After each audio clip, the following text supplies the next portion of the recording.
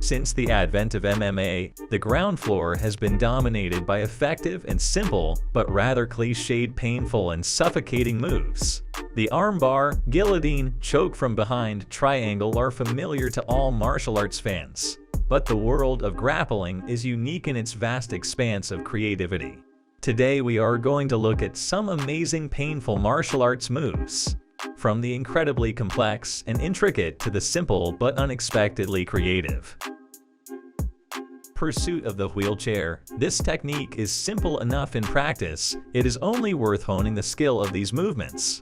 In MMA, this technique appears often, and not infrequently it can be seen in serious tournaments, as fighters often find themselves in lateral control positions and forget about the wheelchair technique, giving the opponent space and feeling the snake on their neck, which is about to put you to sleep.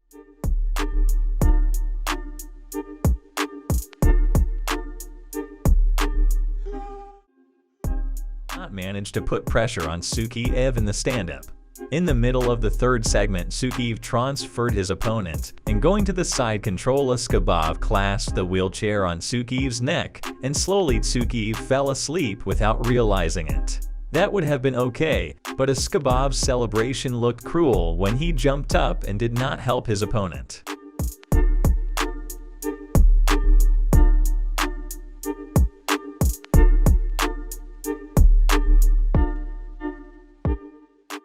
Next is a very insidious gogoplata hold, which rightfully belongs to Jiu-Jitsu. This sport originated this hold. The technique was created in Japan, but because of the comparative obscurity and technical complexity, it is rarely used.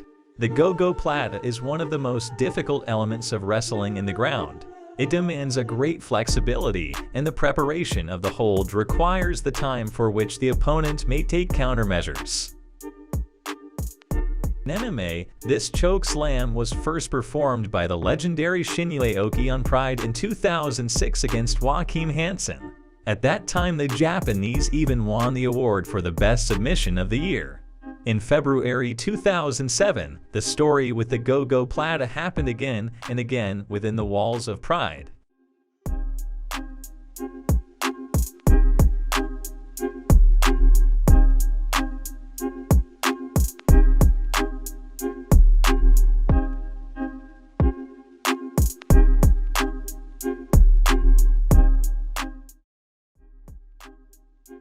Not to mention the twister hold. This is a technique that you rarely see in fights at Jiu-Jitsu schools.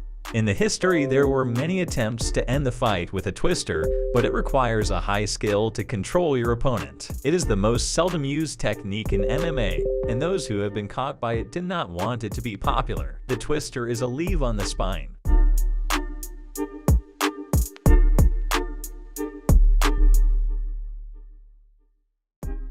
It is a twisting of the opponent's spine, and to execute it you have to do the following steps. You have to pick up the opponent's back and grab one of the opponent's legs with your legs. After that, you grab your opponent's head and twist his leg and head in opposite directions. This isn't realistically painful, but the UFC has only seen one successful twister, and it was performed by Korean zombie Jang Sunyang on Leonard Garcia.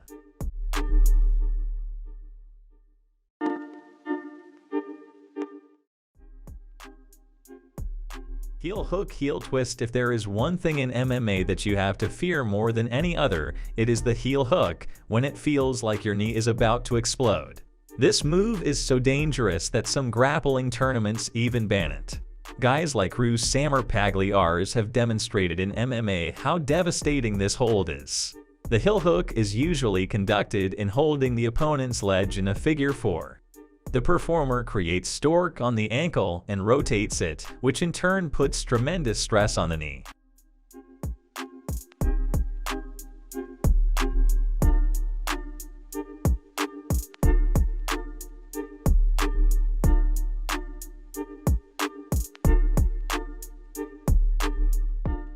One of the rare holds is the Ezekiel strangle hold, and the iconic person who represents this technique is Alexei Oleinik. This is a man who is always ready to overpopulate in the cage and declare his opponent both in wrestling and in the ring. But the general public appreciates Alexei for his high level of wrestling. Out of his 60 wins, 47 of them were taken by submission. He is a real wrestling wizard. Oleinik showed what he really did with Ezekiel's suffocation. He was showing how to do it from different positions and with different class of fighters. The best execution was in the fight Oleinik vs Peshta. Peshta was in a top mount with his head bowed, but without realizing it, he ended up in the hands of Oleinik, where the Russian boa constrictor crushed Peshta's neck. As a result, he surrendered without any visible consequences.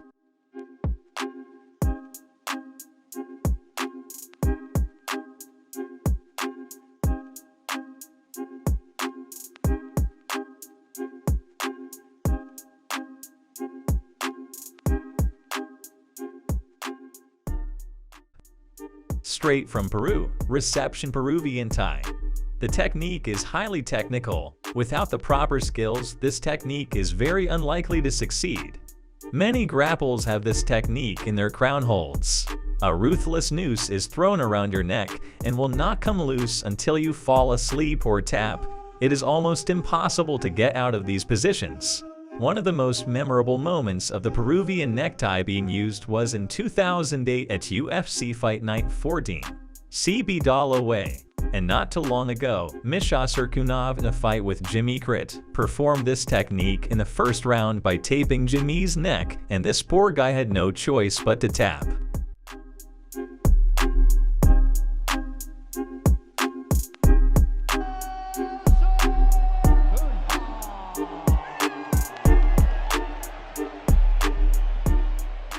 Armbar elbow lever. The attacker grabs his opponent's arm and extends his legs across his chest to achieve leverage. If the victim fails to tap and surrender in time, the takedown can result in a torn elbow or broken arm, such as when Frank Mir broke Tim Sylvia's arm at UFC 48 in 2004. On October 7, 2017 at UFC 216, Demetrius went to another belt defense against Ray Borg. In the third round, Johnson showed an enviable mastery of his opponent's body as he threw Ray with a deflection and caught his opponent's arm in the air with an armbar elbow lever. All this was done so quickly and masterfully that the audience roared with delight.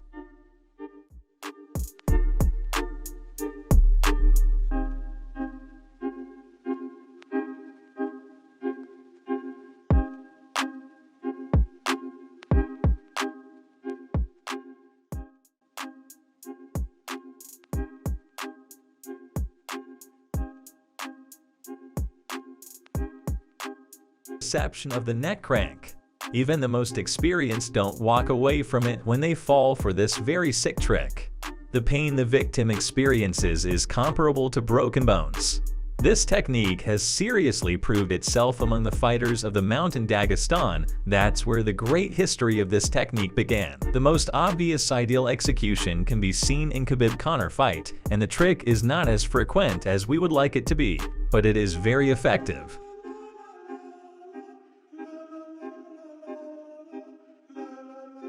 The Boston Crab is a professional wrestling technique that usually begins with one wrestler lying on the mat, lying on their back, and the other facing them. The technique originates from wrestling. The technique is very rare and almost impossible to find on the internet, but British fighter John O'Mears first used the technique from the arsenal of professional wrestlers and became a legend.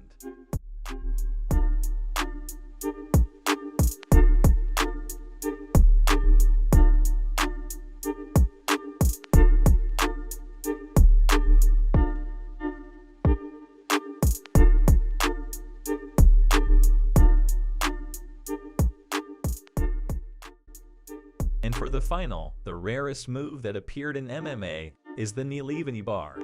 Not everyone who has been caught in the arms of this move understands what consequences can result from such maneuvers.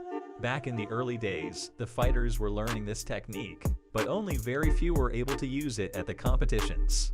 But it's really spectacular. There are only 3 records of this technique in history.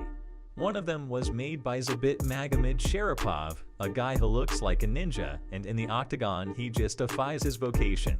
Zabit, in his fight against Davis, he skillfully got behind the back, and then, as Zabit himself says, he did everything as he was taught. Submission was uniquely beautiful. Magomed himself admits that he does not even know the name of this technique. This is not a typical match. Leave your likes and comments, and stay well. Sports for everyone.